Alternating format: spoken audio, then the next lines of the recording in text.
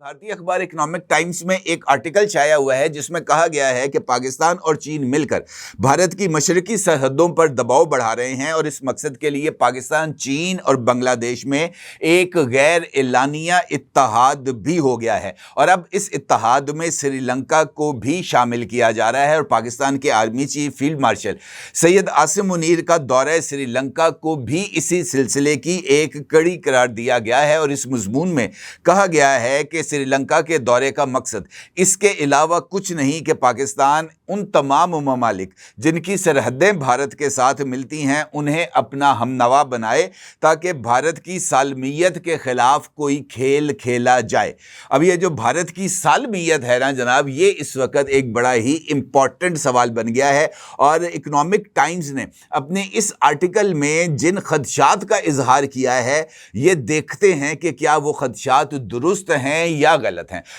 मौजूदा सूरत हाल में इस वक्त इस रीजन के अंदर दो ऐसे मुल्क हैं जिनको भारत अपना दुश्मन तस्वुर करता है। पाकिस्तान तो उस लिस्ट में नंबर 1 पोजीशन पर है, जबकि दूसरा मुल्क है चीन। और चीन और पाकिस्तान की दोस्ती को भारत अपने लिए एक खतरा तस्वुर करता है और मुस्तकबिल के चैलेंजेस से निपटने के लिए भारत अपनी जो भी हिकमत अमली बनाता है, चाहे वो खारजा पॉलिसी के तहत हो या दिफाई नुक्ता नज़र से हो, ये इन दोनों ममालिक को मद्देनजर रख कर ही तश्कील दी जाती हैं। अब जो खित्ते के अंदर नई तब्दीलियां आ रही हैं जिसमें भारत की पॉकेट में से ईरान का निकलकर चीन और पाकिस्तान की पॉकेट में आना, ये एक ऐसी डेवलपमेंट है जिसके ऊपर खुद भारत में भी नरेंद्र मोदी की इस खारजा पॉलिसी के ऊपर शदीद तनकीद की जा रही है। भारत के मुख्तलिफ तज्जिया निगारों का यह कहना है कि भारत ने ईरान इसराइल जंग में बाज़ाब्ता तौर पर इसराइल का साथ देकर अपने एक बेहतरीन दोस्त जिसको